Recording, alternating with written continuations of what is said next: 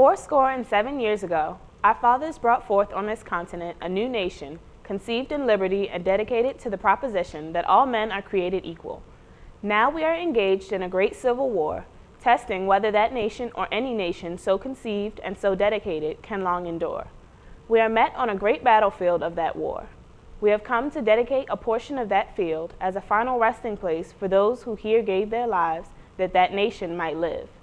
It is altogether fitting and proper that we should do this.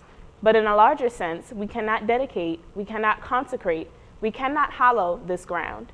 The brave men, living and dead, who struggled here have consecrated it far above our poor power to add or detract. The world will little note nor long remember what we say here, but it can never forget what they did here. It is for us, the living, rather, to be dedicated here to the unfinished work which they who fought here have thus far so nobly advanced.